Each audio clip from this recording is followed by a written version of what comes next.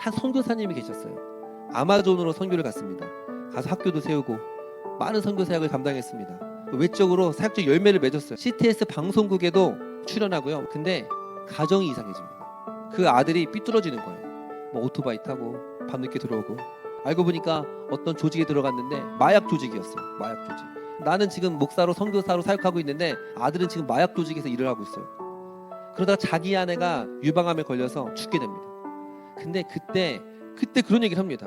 자기가 그 전까지 아마존에 가서 그렇게 사역을 했는데도 나는 예수님을 믿지 않고 사역했었다. 목사님, 제가 이제 후원을 못할 것 같아요. 왜 그러냐 했더니, 목사님, 제가 집을 샀는데 영끌해가지고 집을 사가지고 매달 대출금만 100만 원이 나가서 제가 헌금 자체를 못할 것 같아요. 제가 대충격을 받았어요. 와, 내가 10년 동안 가르치고 양육했더니 하나님의 주권을 인정하지 않는구나. 이 11조가 하나님의 주권의 시작이잖아요.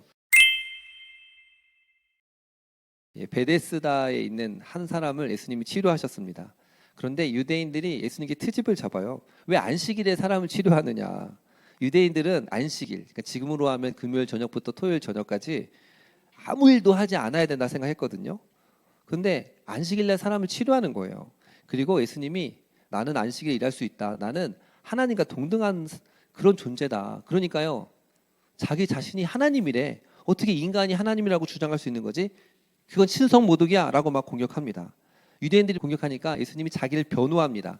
야, 나는 진짜 하나님의 아들이야. 나는 참된 신이라니까 라고 선언하면서 오늘 말씀을 통해서 드러납니다. 예수님께서 나는 하나님의 아들이다, 나는 신이다, 나는 메시아다, 나를 믿어 구원받는다라는 것을 증거를 하는데요. 세 가지 증거를 얘기합니다. 첫 번째는 세례 요한의 증거입니다. 세례 요한이 당시에 엄청나게 인기가 많았어요. 사람들이 그를 많이 따랐거든요. 그 세례 요한이 예수님을 향해서 예수님은 참된 메시아다, 진짜 구원자다, 세상 죄를 지고 간 하나님의 어린 양이다 라고 얘기를 했어요. 35절 보면 너희가 한때 세례 요한의 빛에 즐거 있기를 원하였거냐. 그러니까 그들이, 유대인들이 세례 요한을 좋아했거든요. 인정했어요. 근데 세례 요한이 예수님을 인정했어요. 그러면 세례 요한의 말을 들으면 예수님의 말도 예수님을 메시아로 섬겨야 되잖아요. 그런데요, 세례 요한은 좋아하는데 세례 요한의 말은 안 믿어요. 그러니까 선택적 믿음인 거예요. 선택적 믿음. 우리도 이런 선택적 믿음을 가질 때가 많습니다. 하나님은 우리를 사랑하십니다. 우리를 구원하십니다. 그건 좋지만 또 하나님은 우리를 징계하십니다. 하나님은 믿지 않는 자를 심판하시고 지옥에 보냅니다. 이건 또 안 믿죠. 둘째로는 예수님이 하신 역사를 보고 나를 믿으라는 거예요. 36절 보니까 내가 하는 그 역사, 아버지께서 나를 보내서 이루게 하는 그 역사를 보고 믿으라는 거예요. 예수님은요, 엄청난 기적과 이적을 행하셨던 분이십니다. 아멘. 보지 못하는 자의 눈을 뜨게 하셨어요. 못 듣는 자의 귀를 듣게 하셨고, 안진뱅이를 치료하시고 죽은 자를 살리셨습니다. 예수님은요, 2000년 전에 로마도 아니고요, 이스라엘, 그것도 베들레헴 출생에, 공부를 대단히 한 분도 아니었어요. 목수 출신이었어요. 그런데 어떻게 이렇게 유명해졌을까요? 예수님이 참된 신이 아니라면 어떻게 예수님이 이렇게 유명해질 수 있을까요? 세상에 예수님보다 더 유명하신 분 있어요? 예수님보다 더 영향을 끼쳤던 사람이 한 명이라도 있나요? 10분의 1이라도 되는 사람이 있어요? 없습니다. 한때 대단했던 왕들도요, 대통령도 시간이 지나면 아무도 그를 기억하지 않아요. 그런데 이 30대 청년에 불과한 이 사람은요, 2000년이 지났는데도 그를 하나님, 신으로, 메시아로 섬기고 있습니다. 어떻게 이게 가능하냐는 거예요. 유튜브 우리 구독자 1000명 모집하는 게 얼마나 어려운 줄 아십니까? 정말 열심히 해야 구독자 1000명을 만들어요. 예수님이 만약에 유튜브를 했다면 구독자가 한 수십억 명이 됐을 거예요. 그렇죠? 근데 그 시대에 유튜브도 없고 페이스북도 없고 인스타도 없는데 예수님이 잠깐 사역을 했는데 2000년의 역사 동안에 엄청나게 많은 사람들이 그를 신으로 섬기고요, 그를 위해 목숨도 버려요. 왜요? 예수님이 하나님이기 때문에 그런 거예요. 그 역사를 보면요, 예수님이 진짜 하나님이구나, 예수님이 신이다라는 것을 알 수가 있어요. 세 번째 증거는 아버지께서 직접적으로 우리에게 들려주신 그 음성, 그건 뭘까요? 바로 성경인 줄 믿습니다. 39절 보니까 너희가 성경에서 영생을 얻는 줄 생각하고 성경을 연구하거니와 이 성경이 곧 내게 대하여 증언하는 것이라 그랬습니다. 성경은요, 구약과 신약으로 이루어졌어요. 당시의 사람들은 성경이라고 하니까 구약 성경이에요. 그때만 해도요, 구약 성경을 달달달 외웠습니다. 구약과 신약이 있는데 구약은 누구예요? 예수님이 오기 전, 신약은 예수님이 오신 뒤의 이야기잖아요. 그런데 이 모든 성경이 주제가 뭘까요? 예수님인 줄 믿습니다. 너희가 성경에서 영생을 얻는 줄 생각하고 성경을 연구하거니와 이 성경이 곧 내게 대해 증언하는 것이나 성경의 모든 이야기들이 예수 그리스도를 의미해요. 창세기 1장 있죠. 태초에 하나님이 천지를 창조하시느니라. 그리고 하나님 천지를 창조하잖아요. 그리고 하나님이 아담과 하와를 창조하시고 선악과를 만드시고 선악과 따먹지 말아라. 먹으면 죽는다. 그러잖아요. 따먹었어요. 그로 인해서 죄가 세상에 들어오잖아요. 그런데 하나님 약속을 주셨어요. 여자의 후손이 뱀의 머리를 상하게 할 것이요. 창세기 3장 15절의 말씀. 즉 메시아가 나타나서 여자의 후손, 동정녀 출생을 통한 메시아가 나타나서 악한 원수 사탄 뱀의 머리를 깨뜨릴 것이다라고 예언하는 거죠. 또 아담과 하와가 이제 가죽 입으로 자기를 수치를 가렸거든요. 가죽 옷을 입혀 주시잖아요. 그거 뭘 말합니까? 가죽 옷. 가죽을 만들려면 뭐가 필요해요? 피가 필요한 거잖아요. 누가 죽어야 돼요. 예수 그리스도의 속죄를 이미 예표하고 있는 것입니다. 그러다가 하나님이 창세기 12장에서 아브람이라고 하는 한 사람을 불러요. 내가 너로 큰 민족을 이루겠다. 그때까지 자녀가 없었어요. 99년 동안 자녀가 없었어요. 그런데 내가 너로 큰 민족을 이루겠다 말씀하셔요.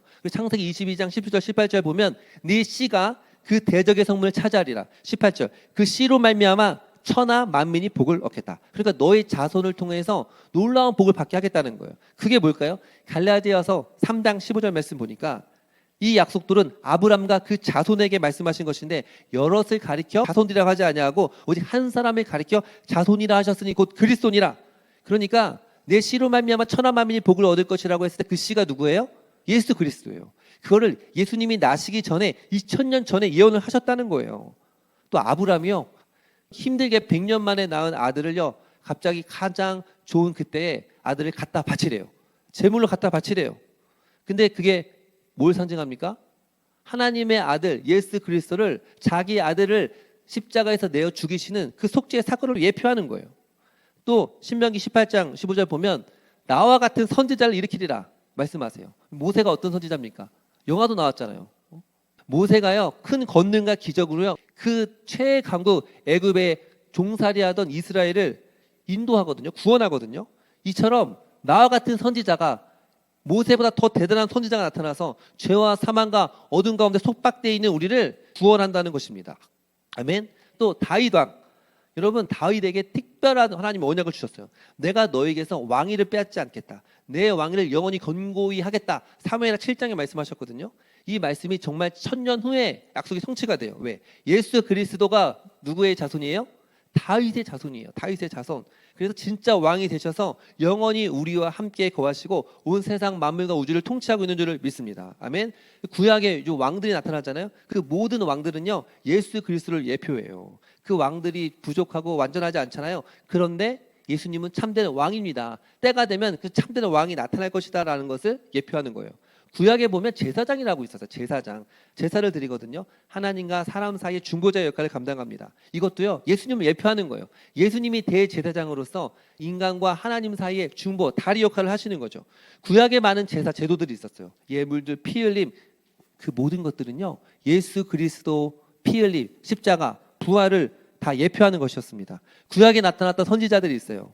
예레미야, 엘리사, 이사야 등 그 선지자들도요 예수님을 예표해요. 말씀으로 오신 예수님을 예표하는 것입니다. 구약에 보면요 굉장히 실패한 이야기들이 많이 나오거든요. 근데 그 실패가 가리키는 건 예수님이에요. 야, 이 땅의 지도자들이 다 실패했으나 완전 무결하신 메시아가 나타나서 너희를 구원할 것이다. 그분이 바로 예수님이다. 그래서 예수님은 완전한 제사장이요 완전한 왕이시고 완전한 선지자인 줄 믿습니다. 아멘. 그래서요 구약 성경을 읽으면요 예수가 진짜 하나님의 아들이구나 라고 성경을 진짜 보기 시작하면 믿음이 생길 수밖에 없어요. 이사야 53장 신약 성경이 쓰여지기 전에 BC 800년 전에 쓰여진 성경 보면 그대로 나오잖아요. 그는 실고 우리의 질고를 지고 우리 슬픔을 당하였거늘 그의 찔림은 우리 허물 인하며 그의 상함은 죄악을 인함이라. 그가 징계를 받음으로 평화를 누리고 채찍에 맞음으로 나음을 입었도다. 우린 다 그리 행하여 각기 제 길로 갔거늘 여호와께서는 우리의 무리의 죄를 그게 담당시키셨도다. 뭘 얘기하죠? 예수님의 십자가의 사건을 예표하잖아요. 그러니까 너희가 성경에서 영생을 얻는 줄 알고 성경 연구하거냐 이 성경이 곧 내게 대해 증언하는 것이라. 아멘. 그래서 성경을 읽으면요 진짜 예수가 하나님이다 라는 것을 믿을 수밖에 없어요. 이게 증거예요. 근데 여러분 이단 있죠. 사이비 종교들은 특징이 있어요. 삼류 종교들은 이런 증거들이 없어요. 어설프게 성경을 카피하고요 제멋대로 해석을 합니다. 자기 그 교주가 하나님이래요. 그런 종교는 무조건 잘못됐습니다. 지금 자기를 하나님으로 주장하는 종교는 무조건 다 뻥이에요. 다 거짓말이에요. 증거가 없다니까요. 역사적으로 증거라고 그들이 제시하는 것들이 너무나 빈약해요. 어떤 이단, 신천지에서는요, 과천이 에덴 동산이다 라고 얘기하고요. 그 교주가 영생 불사한다. 죽지 않는데요. 영생한대요. 제가 볼 때 좀 있으면 죽을 것 같은데 자기는 죽지 않는다라고 계속 거짓말을 해요. 제2의 보혜사라고 말을 합니다. 만민중앙교회 이재록이라고 분이 계신데 그분도 그 교세가 10만 명이 넘어요. 창세기 강해를 하면서 이렇게 주장합니다. 아담은 피라미드를 세우기 위해 한 기구를 에덴 동산으로 날라왔습니다. 어떻게 그것이 가능했을까요? 그러니까 아담과 하와가 피라미드를 세웠다는 거예요. 어떻게 피라미드를 세웠냐? UFO가 그 역할을 했다라고 이제 UFO를 얘기하면서 자기도 UFO를 타봤다. 막 그런 얘기합니다. 그런데 그런 종교를 믿는 사람이 얼마나 된다고요? 10만 명이 넘고 몇십만 명이 믿고 있어요. 기독교 그 성경 그 자체는요, 이런 사이비들과 다르다니까요. 역사가 시작된 이후에 히스토리 수많은 증거들이 있어요. 예수는 하나님의 아들이다 라는 증거가 있습니다. 2000년 역사 가운데서 얼마나 많은 핍박과 박해가 있었습니까? 그리고 똑똑하다는 사람들이 기독교는 이게 오류다, 문제다 라고 반박을 했는데요. 여러분, 기독교가 여전히 그렇게 과학이 발전하고 기술이 발전해도요, 이 기독교는 여전히 사실이구나 라는 게 반박할 수가 없어요. 고고학이 발전하면 발전할수록요, 성경의 역사들이 사실이구나 라는 게 증거가 되고 있습니다. 근데 오늘 말씀 보면 예수님이 유대인들을 향해서 너희가 그렇게 바라고 고대하던 메시아가 왔는데 그 예수를 믿지 않는다는 거예요. 유대인들이요, 수천 년 동안 메시아가 오기를 기다렸어요. 그리고 그 메시아가 왔거든요. 근데도 예수님을 믿지 않고 오히려 대적하며 싫어합니다. 지금도 마찬가지예요. 지금도 교회는 다니지만 실제로 예수님을 믿고 진짜 그 말씀, 성경 말씀을 마음속에 믿는 사람은 많지 않다는 것입니다. 첫 번째 살펴볼 건 뭐냐면 하나님의 영광을 구하느냐 사람의 영광을 구하느냐를 보면 됩니다. 41절 보니까 뭐라고 합니까? 나는 사람에게서 영광을 취하지 않는다. 예수님은요, 사람에게 영광을 취하지 않습니다. 사람의 증언도 구하지 않습니다. 반면 유대인들이 이렇게 말합니다. 44절 유일하신 하나님께로부터 오는 영광은 구하지 아니하니 어찌 나를 믿을 수 있느냐. 그러니까 이 유대인들은요, 성경을 날마다 연구하고 달달달 암송했는데요, 서로 영광을 취했어요. 그리고 하나님으로부터 영광을 구하지 않습니다. 그들이 구한 영광은 뭘까요? 당시 종교 사회였거든요. 그러니까 구약 율법을 잘 알면요, 성공하고 출세할 수 있는 사회였어요. 당시에 랍비들을 존경했거든요. 존경과 명예를 누릴 수 있었어요. 그러니까 자신의 종교와 신앙을 이익의 방도로만 생각한 것입니다. 우리도 마찬가지입니다. 인간이 얼마나 교묘하게 다른 사람을 속이고 믿는 척 할 수 있는지 몰라요. 자신도 속아서 내가 진짜 믿고 있나? 라고 착각을 한다니까요. 저 같은 목회자부터 늘 물어야 돼요. 정말 내가 하나님을 믿고 있는지 물어야 된다니까요. 말씀을 연구하고 성도들에게 말씀을 전하지만 야, 내가 이 말씀을 진짜 믿고 있는가? 목회적 성공을 위해서 내가 성경을 이용하는 것이 아닌가 돌아봐야 됩니다. 제가 한번 금요기도 때 말씀 전한 적이 있는데요. 한 선교사님이 계셨어요. 아마존으로 선교를 갔습니다. 가서 학교도 세우고 많은 선교 사역을 감당했습니다. 외적으로 사역적 열매를 맺었어요.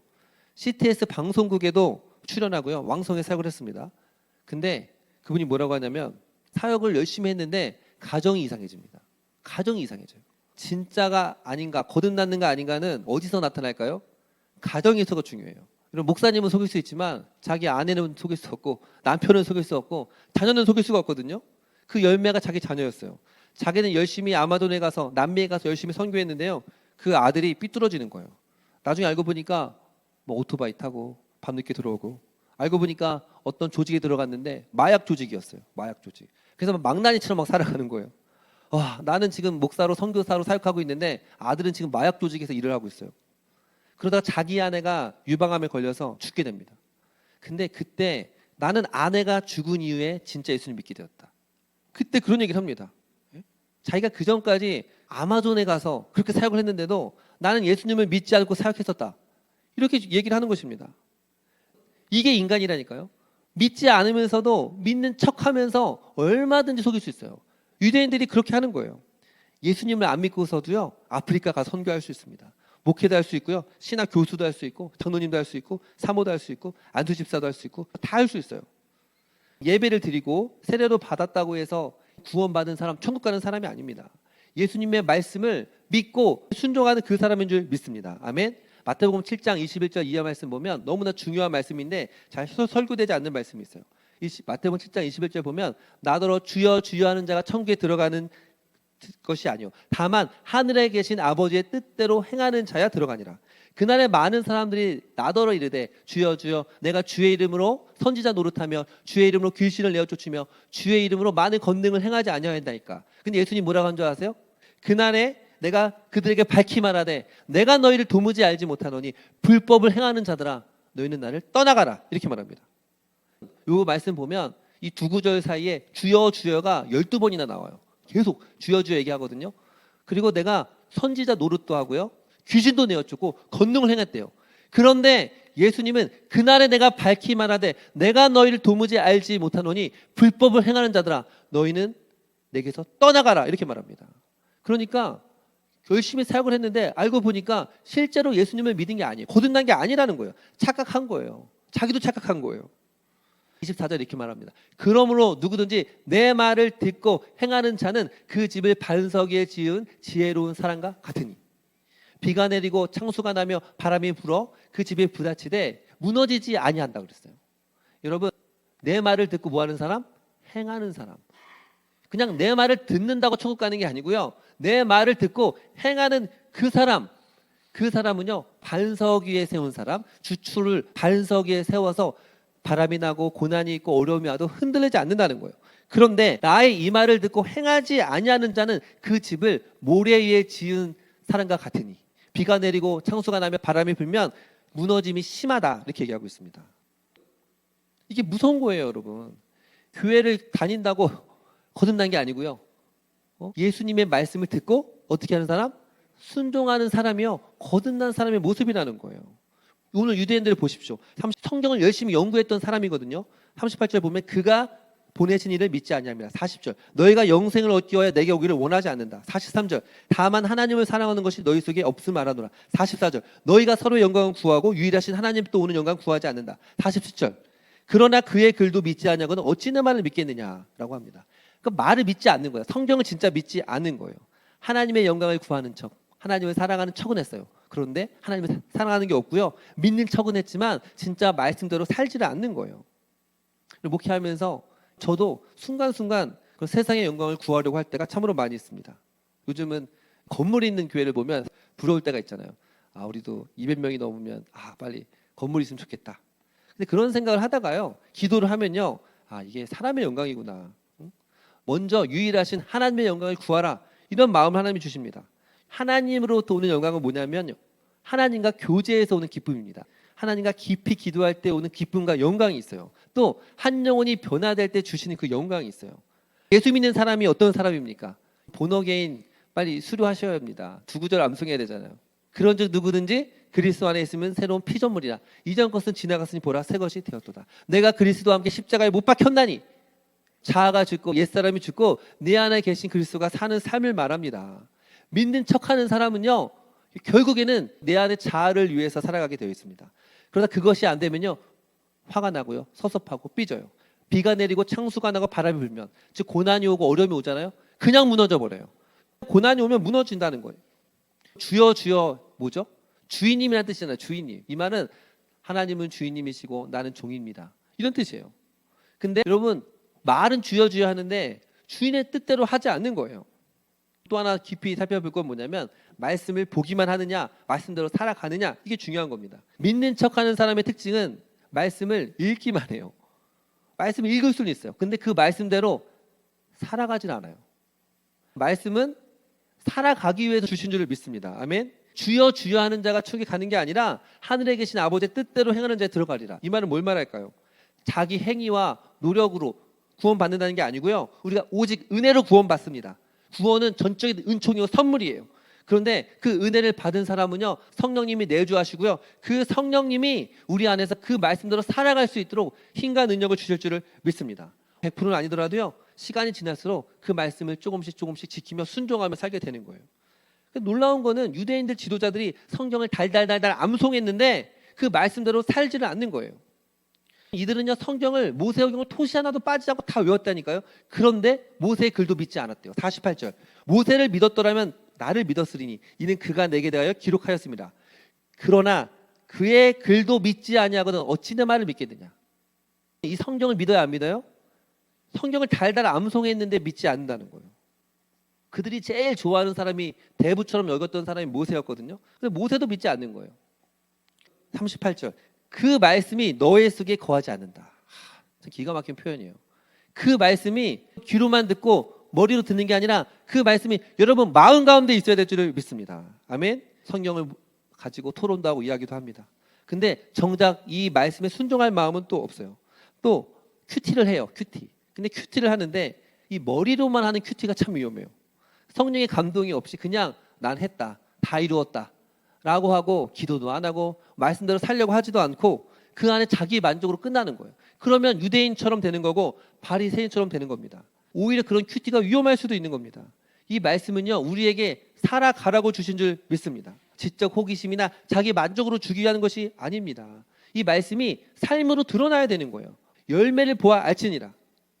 한 성도님은요, 온갖 고난과 문제, 어려움이 있어요.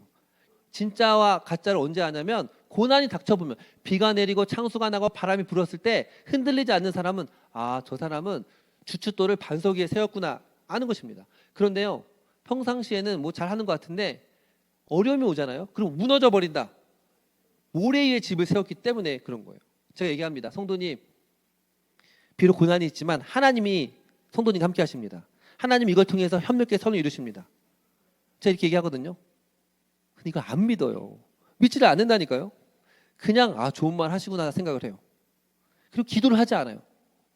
아무리 얘기해도 기도를 하지 않고 그냥 세상의 좋은 소리, 격언으로만 생각을 하는 거예요. 그러니까 불안해하고 두려워하고요, 절대 기도하지 않습니다. 로마서 8장 28절 믿지 않는 거예요. 우리가 알거니 하나님을 사랑하는 자, 그 뜻대로 부르심을 입은 모든 자에게는 협력해 선을 이룬다는 걸 믿지 않는 거예요. 잠언서 3장 5절을 믿지 않아요. 너는 마음을 다하여 여호와의 신뢰하고 내 병철을 의지하지 말라. 범사에 인정하라. 그러면 내 길을 지도하시라 믿지 않습니다. 사람들이 왜 이렇게 삐질까요? 왜 이렇게 섭섭해요? 하나님이 날 사랑한다는 걸 믿지 않기 때문에 그래요. 너희 하나님 여호와가 너희 가운데 계시니 그는 구원을 베푸실 전능자라. 내가 너로 말미암아 기쁨을 이기지 못하며 너를 잠잠히 사랑하신다. 아, 하나님 아버지가 나 이렇게 사랑한다는데 작은 거 하나에 상처받고 삐질 수 있습니까? 이걸 믿지 않는다니까요, 여러분. 말씀을 봐야 합니다. 이 말씀 가운데 하나님이 말씀하십니다라고 해도요, 믿지는 않아요.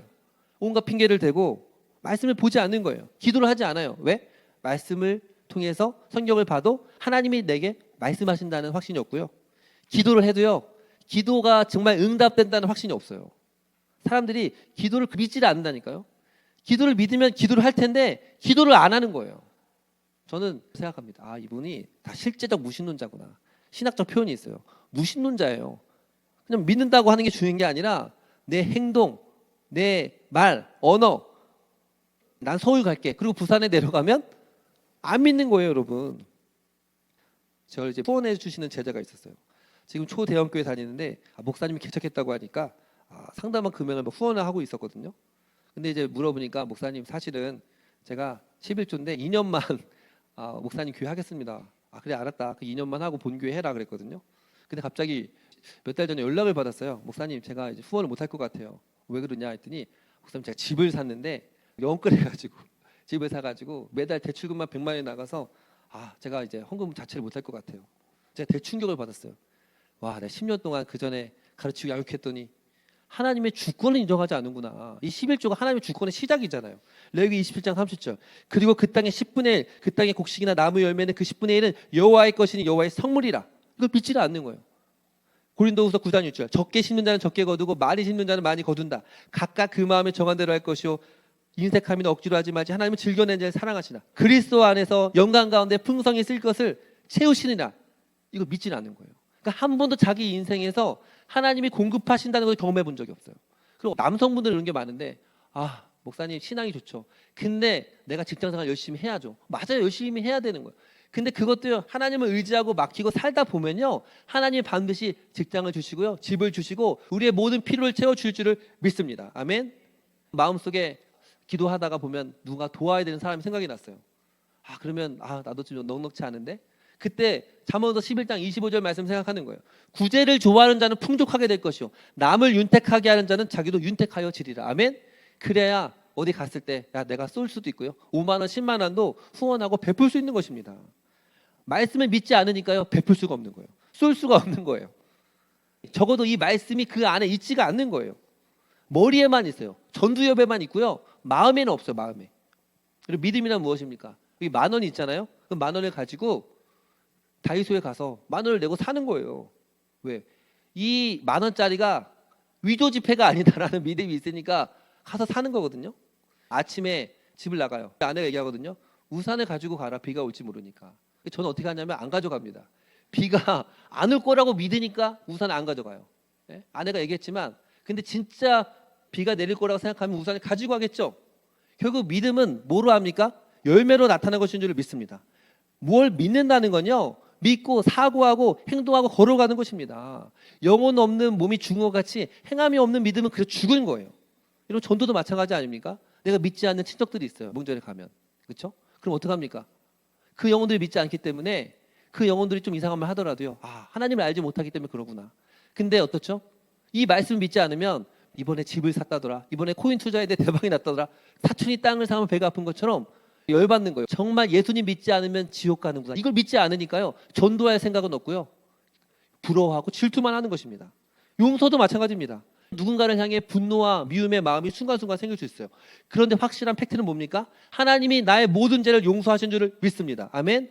그래서 우리는요, 내 힘과 의지와 내 자비심으로 용서하는 게 아니고요, 하나님이 나를 용서하신 그 용서의 크기로 다른 사람을 용서할 수 있는 줄을 믿습니다. 아멘. 여러분, 미국에 찰리 커크라고 하는 사람이 있어요. 여러분 아십니까? 이번에 암살되었잖아요. 정치적 의견이 다를 수도 있어요. 그런데 확실한 건 이 사람은 예수님을 신실히 사랑하고 좋아하는 사람이었어요. 또 그분의 아내도 믿음이 실제적이었어요. 정치적 의견이 마음에 안 들고 그래서 한 청년이 이 찰리 커크를 총으로 쏴가지고 안타깝게 목숨을 잃게 됩니다. 장례식을 하게 되는데 트럼프도 오고 유명한 사람이 다 왔어요. 아내가 남편을 잃고 아이는 아빠를 잃었잖아요. 얼마나 상실이 클까요?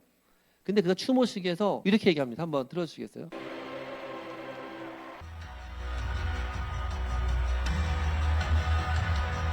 The next thing I told her, honestly, I do not know how I'm going to get through this. But most of all, God's mercy and God's love have been revealed to me these past 10 days. After Charlie's assassination, instead we saw what my husband always prayed he would see in this country. We saw revival.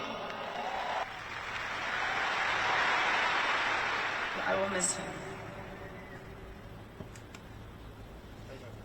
I will miss him so much because our marriage and our family were beautiful. The greatest cause in Charlie's life was trying to revive the American family. My husband, Charlie, he wanted to save young men just like the one who took his life. I forgive him.